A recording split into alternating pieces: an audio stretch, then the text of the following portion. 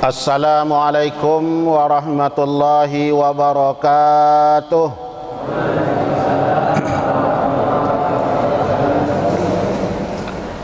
Alhamdulillahi rabbil alamin. Wassalatu wassalamu ala asyrafil anbiya'i wal mursalin wa ala alihi wa ashabihi rasulillahi ajmain. Bismillahirrahmanirrahim. Wal asri innal insana lafi khusr illa alladzina amanu wa amilus solihat wa tawasaw bil haqq wa tawasaw bis sabr. Shadaqallahul azim.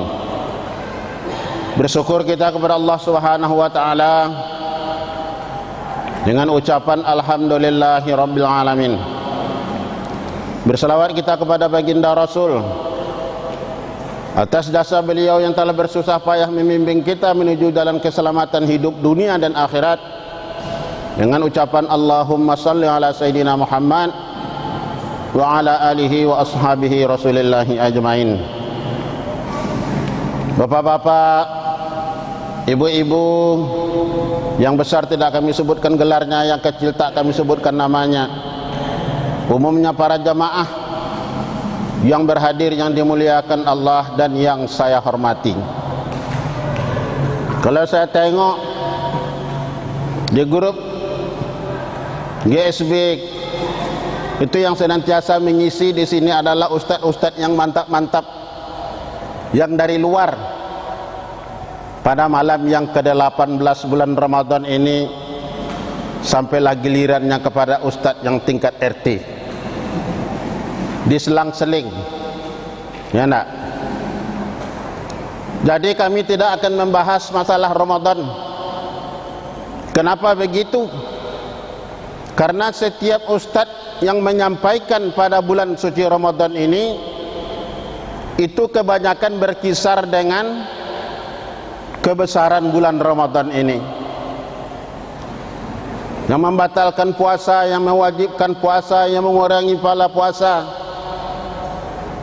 Itu sama-sama sudah kita ketahui bersama. Jadi waktunya cuma lebih kurang 20 menit. Sekarang jam 8:04. Kami ingin menyampaikan apa yang telah menjadi ucapan kami di awal tadi, yaitu di dalam Al-Quran, wal asri, Allah 5 kali bersumpah dalam setiap hari dalam Al-Quran. Dimulai dari waktu subuh, yaitu wal fajri.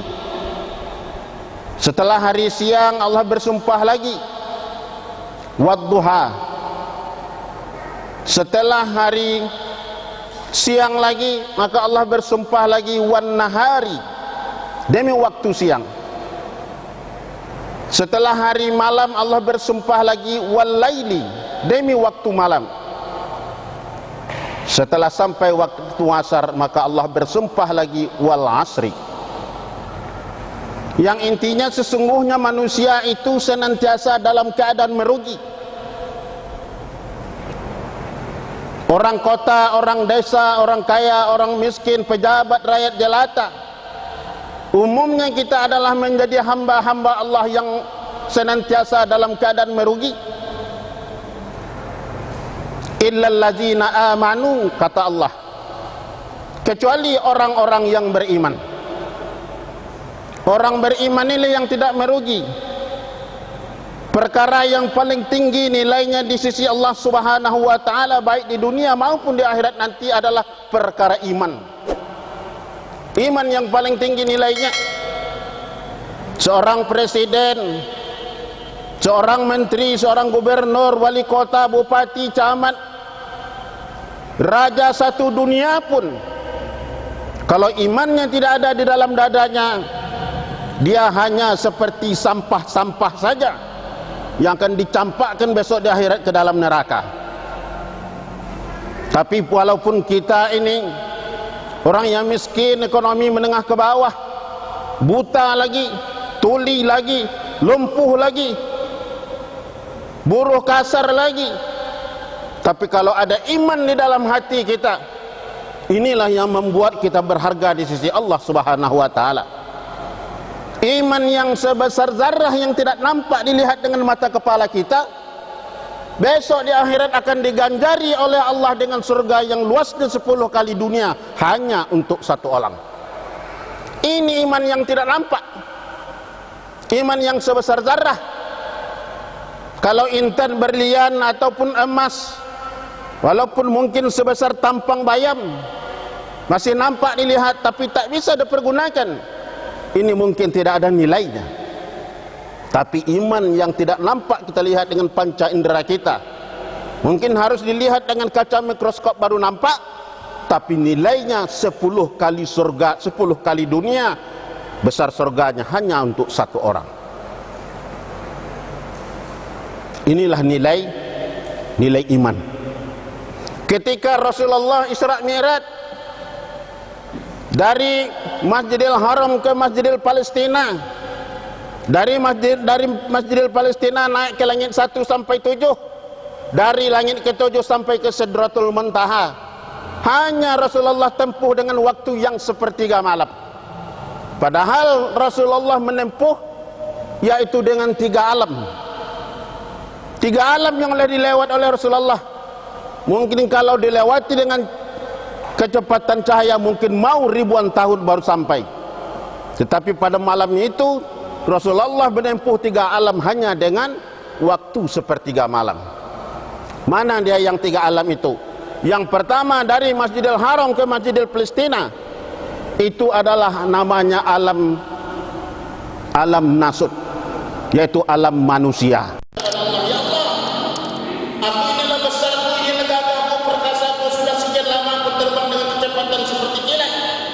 Tetapi aku belum melihat lagi tanda-tanda dari bumi surga-surga ini. Ya Allah, berapakah luasnya surga ini ya Allah? Apa kata Allah? Wahai Jibril, seandainya engkau kuberi kecepatan terbang 10 kali lipat lagi daripada tadi lajunya, dan kuberi lagi waktu 10 kali lipat lagi dari 300 tahun itu, niscaya engkau belum akan menjalani sebagian kecil taman-taman surga untuk Allah. Belum akan menjalani sebagian kecil taman-taman surga untuk Abu Bakar. Kalau taman-taman itu masuk ke halaman itu masih dekat-dekat pagar. Kebayangkan berapa luas surga Abu Bakar.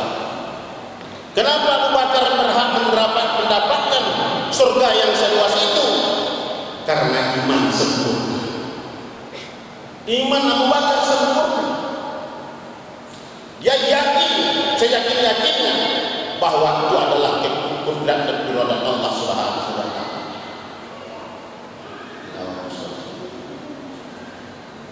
Jadi kita ini harus belajar dan memperbaiki iman.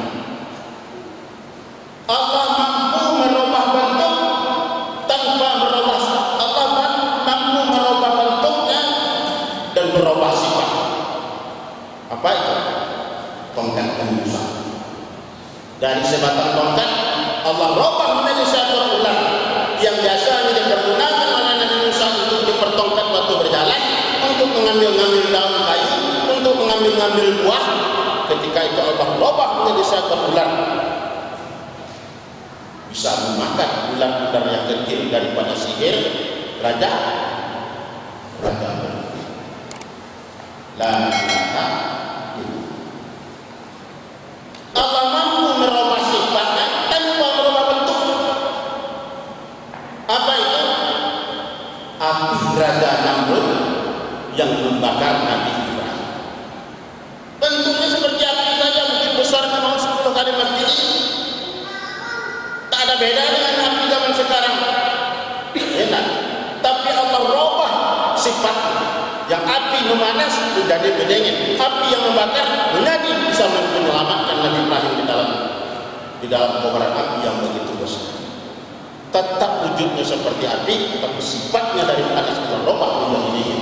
La ilaha illallah.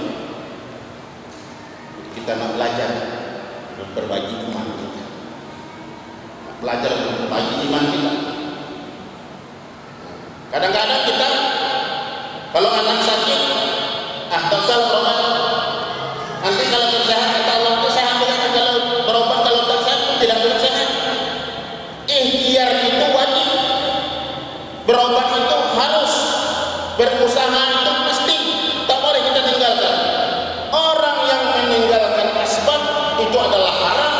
orang yang yakin kepada sebab itu adalah syirik.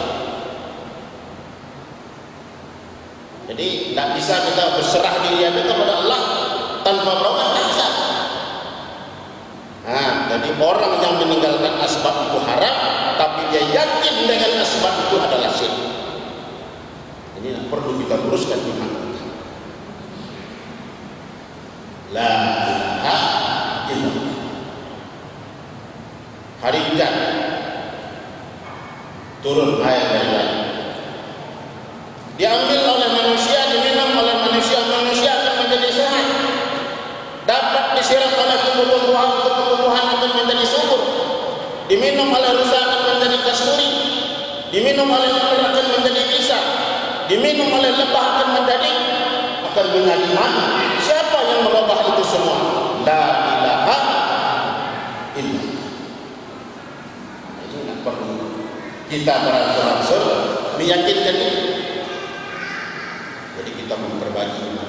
Kalau iman kita sudah mantap, iman kita sudah elok, maka akan tumbuh amal-amal. Tidak ada yang berat lagi mengerjakan amal ini. Mau baca Quran gampang, bangun tengah malam tahajud, berzikir, tadarus Al-Quran segala macamnya ringan. Karena apa? Iman sudah kuat. Iman ini kalau kita misalkan tidak ubahnya seperti lampu ini, listrik ini, kalau listrik ini powernya itu tinggi, normal, mantap, kemanapun kita arahkan dia akan menjadi baik. Cok ke kulkas akan menjadi dingin, cokkan ke radio akan bersuara, cokkan ke TV akan keluar gambar, cokkan ke setrika akan menjadi panas. Enak. Tapi kalau spanningnya rendah, kemanapun kita arahkan tidak akan menjadi. Iman kita lemah, angan-angan kita tinggi, ibadah tidak akan terasa. Ini adalah ciri-ciri. Jadi mengenai iman ini perlu kita kaji, perlu kita ansur-ansur, perlu kita bicara-bicarakan, kita catat-catatkan. La ilaha illallah, la ilaha illallah, la ilaha illallah. Itu kalimat iman. La ilaha illallah artinya tiada Tuhan yang berhak disembah hanya kepada Allah. Itu artinya, maksudnya apa? Maksudnya mengeluarkan kebesaran Masmur dari hati kita, memasukkan hanya kebesaran Allah dalam hati. Allah yang merendahkan, Allah yang meninggikan, Allah yang menyehatkan, Allah yang menyakitkan, Allah yang mendaukan, Allah yang mendekatkan, Allah yang mematikan, Allah yang menyampaikan kita ke surga, dan Allah yang akan membuangkan kita ke dalam neraka. La ilaha illallah.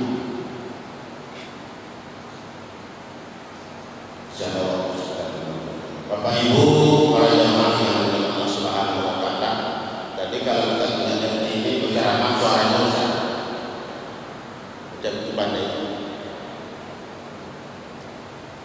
Kelanjutan daripada ayat tadi, illal ladzina amanu, kecuali orang yang beriman, wa 'amilus shalihat, dan orang-orang yang beramal saleh. Ini orang tidak beriman. Nabi kita yang mulia kepada anaknya, putrinya Fatimah ngomong, wahai anakku Fatimah, imali ya Fatimah, imali ya Fatimah, imali ya Fatimah. Beramal ya Fatimah, beramal ya Fatimah, beramal ya Fatimah. Fa inni u'ni'an bisai'a. Aku bapakmu, aku ayahmu, tidak bisa berbuat apa-apa. Itu kekasih Allah kepada anaknya, kepada putrinya, ngomong seperti itu. Tapi kita sekarang, aku kayunya, besok kalau aku mati, aku gaji, besok orang mengaji, membaca Quran di kubur itu 3 bulan, doa di rumahku 1 bulan, kan beres. Besok hitung kini. Kalau keluar ngomong ini dah kaya. Padahal lagu orang kaum ibu rebananya aja ada kita dengarkan. Jangan lihat pembelai dengan alasan dicari-cari mata, telinga, tangan dan kaki, semua akan menjadi saksi. Itu lagu Pak, tapi ulang-ulang kalau kita hayati sedikit. Jangan diharap kiriman dari bulanan. Kalau itu ada, alhamdulillah. Tapi kita utamakan dulu ikhtiar kita, usaha kita, iman kita, dan amal soleh. Ini nanti akan kita bawa menghadap kepada Allah Subhanahu wa Ta'ala. Semuanya akan kita tinggalkan. Yang menjadi bekal kita adalah iman yang sempurna dan amal yang soleh yang ikhlas kepada Allah Subhanahu wa Ta'ala. Ini bagaimana kita berlaku. Jadi kita ini perlulah beramal dengan sebanyak-banyaknya. Apalagi ini suasana bulan suci Ramadan. Semua pahala dilipat gandakan. Sudah sama tahu kita kan, amal sunnah dikerjakan dibalas dengan seperti pahala orang yang mengerjakan wajib. Yang wajib kita kerjakan satu dibalas dengan 7 kali 700 kali ganda. Jadi makanya kita betul-betul kita pergunakan bulan suci Ramadan ini, momen kita untuk beribadah kepada Allah Subhanahu wa Ta'ala. Bulan Rajab bulan Allah, bulan Syaban bulan Rasulullah. Sedangkan bulan Ramadan adalah bulan hamba-hamba kata Allah, bulan umat-umat kata Rasulullah. Ini adalah bulan kita. Kesempatan bagi kita berbakti kepada Allah Subhanahu wa Ta'ala. Ada sebuah kisah ataupun sebuah cerita. Ada sebuah kerajaan. Sebuah kerajaan ini dikepalai oleh seorang raja. Maka raja ini perintahkan kepada 3 orang pemuda, wahai pemuda yang 3 orang, masuk ke dalam gua ini. Dalam gua itu gelap, tidak ada apa-apa. Muka kita pun sama-sama kita di dalam gua itu tak nampak, saking gelap. Tapi apa kata sang raja ini? Apa yang ada di dalam gua itu kalian ambil, itu adalah mutiara dan berlian yang sangat mahal. Besok apabila keluar kalian dari gua itu, kalian besok akan tahu nilai dan akan paham dengan kegunaan. Maka pada cerita 3 orang pemuda ini masuk ke dalam gua yang dalam cerita ini, dia tidak ada ngomong, nggak nampak lagi. 3 orang pemuda ini ternyata 3 pula cara berpikir, tak ada yang sama. Pemuda yang nomor 1 dia pegang-pegang dalam gua gini. Ini tak ada bedanya. Ini batu kerikil yang ada di depan masjid Al-Majid Kota Tengah itu apa ya? Itu apa ya? Tak ada beberapa ilalis dalam masalah. Tak ada gunanya. Satu pun tak ada ambilnya. Tak berguna katanya. Apa ni suruh raja bawa batu kerikil ini? Tak ada nilainya ini. Pemuda yang nomor 2 ini juga begitu. Tapi ya udahlah. Ini kayaknya seperti batu-batu kerikil yang pinggir-pinggir jalan itu aja itu untuk buat pondasi rumah, pondasi ruko itu. Tapi karena disuruh raja ambil, ya ambil aja lah sedikit kalau ada. Ambil sedikit. Pemuda yang nomor 3 ini memang seperti itu perasaan hatinya. Dia belum nampak nilainya. Tapi karena ini perintah raja, saya ambil batu-batu atau mutiara yang ada di dalam ini. Walaupun nanti tidak berharga, saya ambil sebanyak-banyaknya. Saya bawa sebanyak-banyaknya.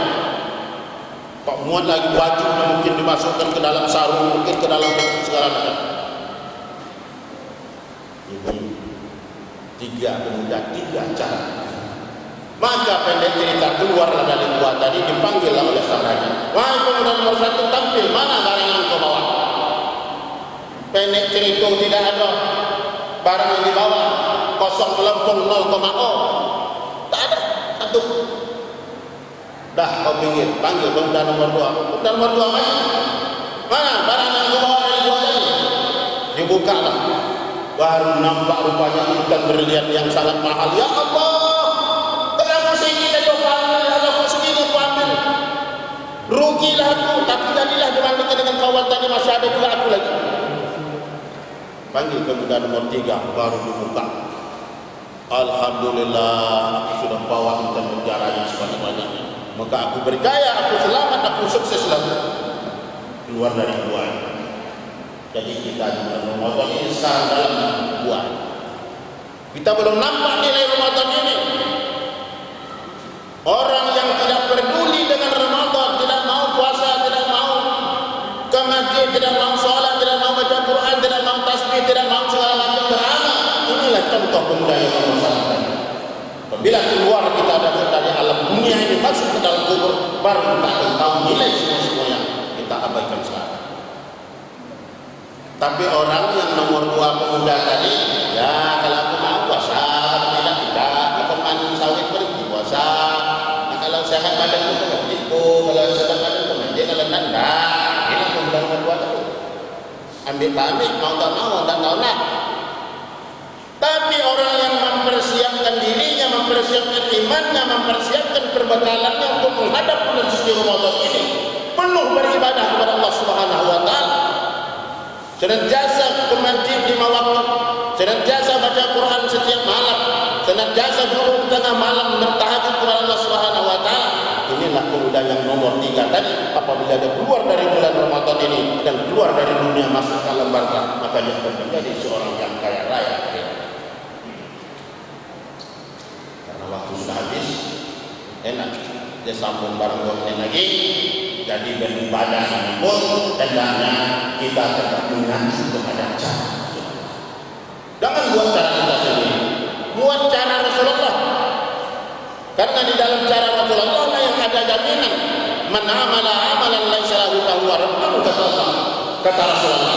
Barang siapa yang beribadah tidak sesuai dengan yang telah aku contohkan, maka semua amal itu akan tertolak. Jadi setiap amal kita ini hendaklah kepada mengacu kepada cara Rasulullah. Karena di dalam cara Rasulullah, di dalam sunnah Rasulullah pasti dan pasti ada kejayaan. Contoh, solat berjemaah 5 waktu ke masjid, 1 langkah 27 derajat, 1 waktu 27 derajat.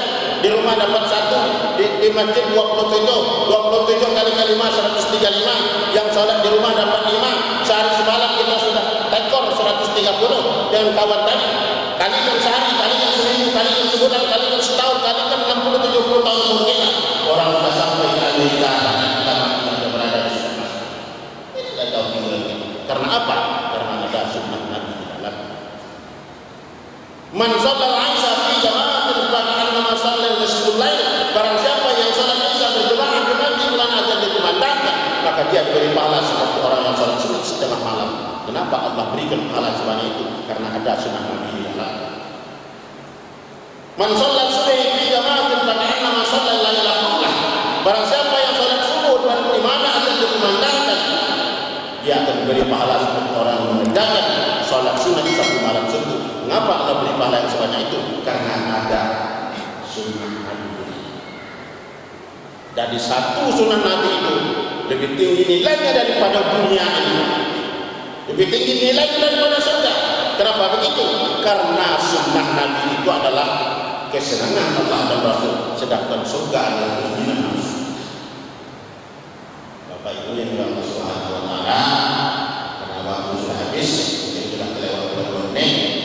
Saya menyampaikan ini suara saya besar dan bukan marah, karena hanya semangat. Karena saya perhatikan juga jemaah semangat, saya menyampaikan semangat. Jadi di mana silap dan salah saya mohon maaf. Terima kasih atas semua perhatian. Mohon maaf atas segala kekurangan.